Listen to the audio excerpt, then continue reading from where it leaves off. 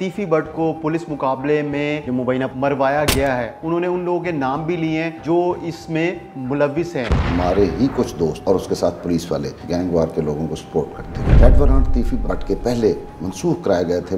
अब आप कहते हैं आईजी पंजाब ने और सुहेल जफर चट्टा ने पैसे पकड़ लिए, जमीनों पर कब्जा करते रहे, लोगों से भत्ता लेते रहे। आपने दुबई में कारोबार सेट किया, कहाँ से पैसे आए? तीफी भट्ट 3 उसने शनाख्ती कार्ड बनवा रखे थे, हुकूमत को सपोर्ट करते थे, उनको बुलाया जाता है इलेक्शन से पहले। 500 से ज्यादा लोग सीसीडी ने मार दिया, रोज 3-4 लोग मारे जाते हैं पंजाब में। सुहेल जफर चट्टा इन्होंने पॉलिसी दी, हमने बंदा पकड़ना है और फारिग करना है। कि इस मुबैना पुलिस मुकाबले से पहले वजीर आला पंजाब मरियम नवाज साहिबा को ब्रीफ कर दिया गया था। सीनियर सहाफ़ी एजाज सैयद को मोहसिन बेग साहब ने इंटरव्यू दिया है और उसमें उन्होंने बहुत से तहलका खेस इंकशाफात किए हैं। ये कहा है कि तीफी भट्ट को पुलिस मुकाबले में मरवाया गया है और उन्होंने उन लोगों के नाम भी लिए हैं जो इसमें मुलविस हैं, और भी उन्होंने बहुत से इंकशाफात किए हैं। इस पर हम बात करेंगे। हमारे साथ मौजूद हैं सीनियर सहाफ़ी मियाँ आबिद साहब। मियाँ साहब, आपका भी कई सालों से क्राइम रिपोर्टिंग का एक्सपीरियंस है। जब आपने जर्नलिज़म शुरू की तो उस वक्त से ही और अब तक आप क्राइम रिपोर्टिंग कर रहे हैं, तो आप भी बहुत बेहतर जानते हैं चीज़ों को। और आपने ये कहा भी कि आपको भी अप्रोच किया गया मुबैना पुलिस मुकाबले से पहले कि तीफी भट्ट के साथ कोई मामलात सेटल हो जाएं सीसीडी के या फिर मुखालिफ पार्टी के। तो ये बताइएगा आज खुल के कि वो लोग कौन थे जिन्होंने आपसे रब्ता किया था और उन्होंने किस तक जाने के लिए कहा था कि इस बंदे से हमें हमारी मुलाकात करवा दें, हम इतने पैसे देने के लिए तैयार हैं। जी बहुत शुक्रिया फराज। एक दफ़ा मैंने आपको पहले एक इंटरव्यू में ये बताया था कि हमारे ही कुछ दोस्त और उसके साथ पुलिस वाले मिल के इन गैंग वार के लोगों को सपोर्ट करते हैं। जो रेड वारंट तीफी भट्ट के पहले मनसूख कराए गए थे वजारत दाखिला इस्लामाबाद से, तो वो हमारे ही साथी थे और उनका नाम था मोहसिन बेग, खुद साफ़ी हैं और उन्होंने वो रेड वारंट मनसूख कराया। उसकी वजह ये थी कि 30 साल की उनकी रफाकत थी तीफी भट्ट के साथ। अब जो उन्होंने इंटरव्यू दिया है वो तो मैं समझता हूँ कि वो सहाफ़त तो नहीं है, वो तो ख्वाहिशात पे मबनी है। कैसे? मतलब मैं अपने दोस्त को बचाने के लिए आपके ऊपर इल्ज़ाम लगा देता हूँ, आपके लिए कोशिशें करता हूँ, अगर वो कोशिश नाकाम हो जाती है तो मैं समझता हूँ आपने पैसे लिए। यार ऐसे नहीं होता। उन्होंने कहा कि जी वो जावेद भट्ट को उन्होंने आईजी पंजाब को कहा कि जिनको मुलाकात का टाइम दें और वहाँ पे तस्वीर बनाई गई, तो ये बड़ी ज़्यादती की गई। और वो कहते हैं कि 1 माह बाद मकतूल जावेद भट्ट का कत्ल हो जाता है। जी बिल्कुल, इसमें तो कोई दो राय नहीं है कि जब अमीर बराज का कत्ल हुआ था तो उसमें देखें ना एक अंडरस्टूड हकीकत है कि 2 ग्रुपों में दुश्मनी है। एक का बंदा मर जाता है, जवान बेटा उनका मर गया, तो वो बदला नहीं लेते, वो फिर घर खामोश होकर बैठ जाते। अब उन्होंने तीफी भट्ट तक या गोगी तक उनकी रसाई नहीं हुई तो जावेद भट्ट को उन्होंने कत्ल कर दिया।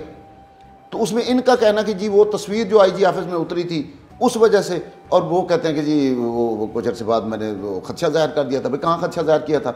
अब आप कहते हैं आईजी पंजाब ने और सुहेल जफर चट्टा ने पैसे पकड़ लिए। क्या इसमें कितनी सदाकत है बाद में कि उन्होंने पैसे पकड़े थे, या तीफी भट्ट का जो मुबैना पुलिस मुकाबला हुआ है ये प्री प्लान था? इसके हवाले से सीएम साहिबा को भी बताया गया था और फिर आईजी पंजाब उस्मान अनवर और एडिशनल आईजी सीसीडी उन्होंने पैसे लिए थे। कभी भी जर्नलिस्ट ऑन रिकॉर्ड वो बात नहीं कहता जो प्रोफेशनल जर्नलिस्ट है कि जिसका उसके पास सबूत कोई ना हो।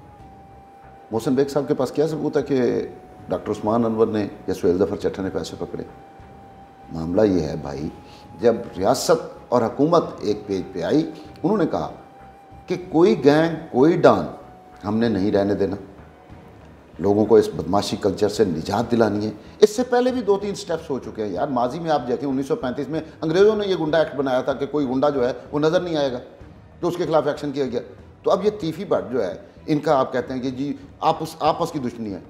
भैया आपस की दुश्मनी को चलाने के लिए आपने जो शूटर रखे हुए हैं, आपने जो लड़के रखे हुए हैं लोगों को धमकाने के लिए, उसके लिए आप ज़मीनों पर कब्जा करते रहे, उसके बाद आप लोगों से भत्ता लेते रहे उन लड़कों को अय्याशी कराने के लिए। तो वो पैसे कहाँ से आते थे?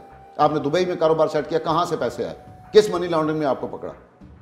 अब प्रॉब्लम ये है कि कुछ लोग, जिसमें कानून आपको सहूलत देता है, कुछ लोग पीछे बैठ के ये वारदातें करते हैं। तो तीफी भट्ट वही था जिसको कहा जाता है कि वो मास्टर प्लानर था, सारी स्कीमें वो बनाता था, लेकिन मंजर आम पे वो कभी नहीं आया। गोगी बाट 1-2 दफ़ा 3 दफ़ा मंजरेआम पे आया, गिरफ्तार भी हुआ। तीफी बाट तो गिरफ्तार नहीं हुआ क्योंकि वो कानून की दफ़ा 109 के तहत आता था और 3-3 उसने शनाख्ती कार्ड बनवा रखे थे, 2-2 पासपोर्ट बनवा रखे थे। हुकूमती सतह पर उनके राब्ते थे, हुकूमत को सपोर्ट करते थे। जब नवाज शरीफ बाहर से वापस आते हैं, इनको बुलाया जाता है इलेक्शन से पहले, तो तीफी बाट अपने ताजर बिरादरी को बुला के वहाँ पे इकट्ठ करता है, अपने लोगों को बुलाता है, वहाँ पे एक बड़ा खाना होता है और अगले दिन उनको कहा जाता है कि नवाज शरीफ के इस्तकबाल के लिए मीनार पाकिस्तान पहुँचे। अल्टीमेट इन लोगों का अंजाम यही होता है जो हम अब तक ज़िंदगी में देखते आए हैं। तो यही इनके साथ हुआ। जब हुकूमत और रियासत ने तय किया तो उसमें पैसों का आंसर कहाँ से आ गया यार कि डॉक्टर उस्मान ने पैसे पकड़ लिए या सुहेल ज़फ़र चट्टा ने पैसे पकड़ लिए? क्या सबूत है मोहसिन बेग साहब के पास? मैं नहीं समझता कि इसमें पैसा इन्वॉल्व था। ये भी बताएं कि वो कहते हैं कि मैं अब इंटरपोल के पास जाऊंगा, अपना मुकदमा लेके यूएई के पास जाऊंगा, ये मुबैना पुलिस मुकाबला हुआ है, बेगुनाह लोगों को मारा जा रहा है। यहाँ अपनी ख्वाहिशात को, अपनी दोस्तियों को सहाफ़त का नाम दिया जा रहा है। 500 से ज़्यादा लोग सीसीडी ने मार दिया। रोज़ 3-4 लोग मारे जाते हैं पंजाब में। आपके लाहौर में एवरेज 2 लोगों की है डेली। मोहसिन बेग साहब को याद नहीं आया किसी इंटरपोल से रब्ता करें, किसी हुकूमती सतह पर रब्ता कर दें? आज तो वो कहते हैं हमारे पास फ़लाँ वज़ीर चल के आया था, हमारे पास फ़लाँ मिल के आया था। आप गवर्नमेंट के सपोर्टर भी हैं, क्यों नहीं बात की? आज तीफी की हिलाकत पे आपको होश है और आपने इंटरपोल के बात करने की कोशिश की है, या आपने कहा है कि जी मैं रब्ता करूँगा यूएई की हुकूमत से भी और इंटरपोल से भी, तो करें रब्ता। तो होना क्या है? अगर ये रब्ता करते हैं, वहाँ पे जाते हैं और केस दायर करते हैं तो क्या होगा फिर? यार उसमें इससे हमारे इदारे की यानी कि सीसीडी है, गवर्नमेंट है, उसकी बदनामी नहीं है? नहीं, मैं नहीं समझता कि उसमें कोई बदनामी है। देखें 500 लोग पहले भी मारे जा चुके हैं, वो बदनामी तो पहले ही हमारे खत्ते पड़ चुकी है कि मावरा अदालत कत्ल हो रहे हैं, इसमें कोई शक नहीं है गलत हो रहा है। लेकिन अब एक केस के लिए अगर आप जाएंगे तो उन्होंने जो कहानी बनाई है भाई, उसकी वो एविडेंस भी पेश करेंगे कि जी हम तो उसको लेके जा रहे थे, उसके साथियों ने छुड़ाने की कोशिश की, क्रॉस फायरिंग को, जिसमें इनके दो मुकाबले हुए, 2 बंदे इनके जख्मी हुए, तो वो सारे एविडेंस वहाँ पे इंटरपोल को पेश करेंगे। अब एक बंदा क्रिमिनल है और उसको छुड़ाने के लिए लोग आ जाते हैं, चाहे वो गलत है, कहानी तो बन गई ना भाई, तो वो कहानी इंटरपोल की भी दे देगी। होना माना कुछ नहीं है, चाहे इंटरपोल में भी आप बात कर लें। वो कह रहे हैं कि जावेद भट्ट के कत्ल में भी फिर ऐसे ही सीसीडी को करना चाहिए, ऐसे ही एक्टिव होना चाहिए, क्यों नहीं हो रही? देखें, ये हुकूमती सतह पे एक प्लानिंग है कि गैंग वार को ख़त्म करना है, उंडा नासर को ख़त्म करना है। अब उसमें जो अमीर बालाज के भाई जिनका नाम है जावेद भट्ट के कत्ल में, अमीर मुसफ़ वगैरह, नामजद मुलजिम है, लेकिन आपके अदालती निज़ाम ने उनको इंसाफ दिया हुआ है, उनको बेल उनकी मंजूर हुई है। अब वो बेल से फारिग होते हैं, उसमें बहुत सारी अफवाहें तो चल रही हैं कि जी इनको बाकियों की भी बारी आएगी भट्ट ग्रुप के अलावा, तो उसमें ये प्लानिंग उनकी है। अब देखते हैं कि वक्त क्या कहता है। अगर उन्होंने ये तय किया है कि गैंग वार ख़त्म करनी, तो भाई सबको ख़त्म करना पड़ेगा। फिर अगर एक भी गुंडा बच जाता है तो वो तो आवाम के लिए एक दर्द-ए-सर बन जाएगा। CIA, OCU, CCD, तो क्या CCD भी पैसे लेके बंदे मार रही है? ये जो आपने 3 नाम लिए हैं ना, इनसे पहले एक बड़ा नाम होता था, ये हमारे सहाफ़त में आने से पहले था। जब हम छोटे थे तो उस वक्त पुलिस का एक स्पेशल सेल होता था जिसको धुरली स्टाफ कहा जाता था। धुरली स्टाफ अंग्रेज़ दौर से चला आ रहा था। अब धुरली स्टाफ ये करता था, जो काम CCD कर रही है वो भी वही करते थे। तो उसमें धुरली स्टाफ से फिर ये CIA के बाद ये बनी OCU के बाद CCD। माजी में जो मामला हमने देखे हैं, 90 का एरा था जब शहबाज शरीफ चीफ मिनिस्टर पंजाब थे, कि वहाँ पे लोगों को इनकाउंटर्स का सिलसिला शुरू हुआ, तो उसमें कई बेगुनाह भी मारे गए, उसमें पैसा भी बहुत ज़्यादा इन्वॉल्व था।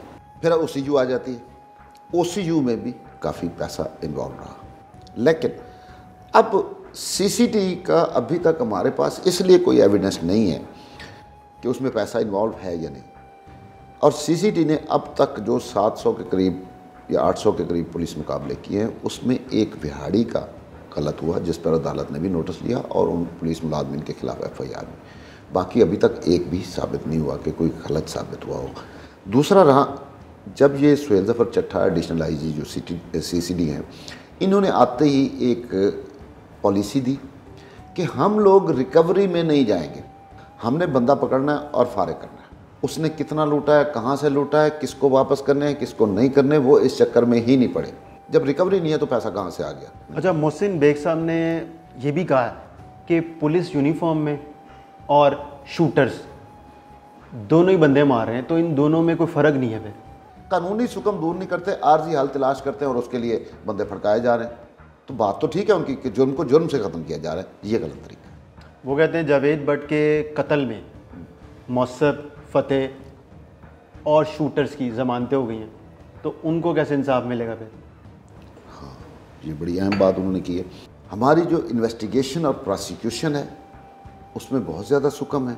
जब तक हम इन तीनों चीज़ों को बेहतर नहीं करते फिर इस तरह के मामलात होंगे।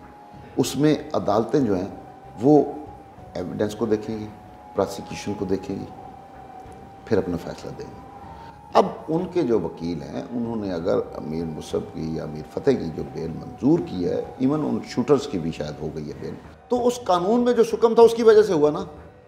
तो हमारी हुकूमत उस तरफ नहीं आ रही, आर्जी हाल तलाश किए जा रहे हैं। अब मोहसिन बेग साहब का ये कहना बिल्कुल बजा है कि भाई इनको तो इंसाफ मिल गया, उनको कैसे मिलेगा। तो उसके लिए अब पॉलिसी क्या बनती है, क्या नहीं होती, क्योंकि तय जब ये किया है कि गैंगवार ख़त्म करनी है तो फिर मेरे ख्याल में कि शायद कोई एक्शन हो मावरा अदालत में। अच्छा मियाँ साहब, ये बताएं कि मोहसिन बेग साहब कहते हैं कि इस मुबैना पुलिस मुकाबले से पहले वज़ीर आला पंजाब मरियम नवाज़ साहिबा को ब्रीफ कर दिया गया था, तो इनकी इस स्टेटमेंट से यूँ लगता है कि सारी चीज़ें तय थी, सबकी राय शामिल थी और वही बात आ गई कि प्री प्लान हुआ सब चीज़ें। यार इसमें कोई दो राय नहीं है मेरे भाई। एक चीज़ सामने हमें फ्रंट पे नज़र आ रही है। मैंने शुरू में कहा कि रियासत और हुकूमत एक पेज पे, और उन्होंने कहा कि हमने ये गैंगस्टर ख़त्म करने हैं। यानी कि एडिशनल आईजी सीसीडी और आईजी पंजाब उन्होंने मरियम को ब्रीफ कर दिया था। मरियम साहिबा को, वही उसी तरफ आ रहा हूँ कि एक वो शख्स जिसने 40-50 साल से एक पार्टी की खिदमत की हो, अपने फ़ायदे के लिए की तो है ना, ज़ाहिर है वो उसके लिए नरम गोशा रखते थे। लेकिन जब हुकूमत और रियासत एक हुई और उन्होंने कहा कि हमने ये चीज़ें ख़त्म करनी है, तो इतना बड़ा डान जो है, जो उनका सपोर्टर भी था उनकी हुकूमत का, उसको मारने के लिए क्या उनको नहीं बताया गया होगा? ये सारी प्लानिंग करके नीचे से रिकॉर्ड ऊपर सारा लेके ये सुहेल ज़फ़र चट्टा साहब लेके गए आईजी पंजाब के पास। आईजी पंजाब ने जब ये सारी चीज़ें देखी तो उन्होंने वो समरी सीएम पंजाब से डिस्कस की। उसके बाद वहाँ से अप्रूवल होगी कि नहीं, नो मोर। तो ये तो हकीकत है कि ऐसा ही नहीं हो सकता कि सीएम बैठी हुई है पंजाब की और उसको पता ही नहीं और बंदे मारे जा रहे हैं।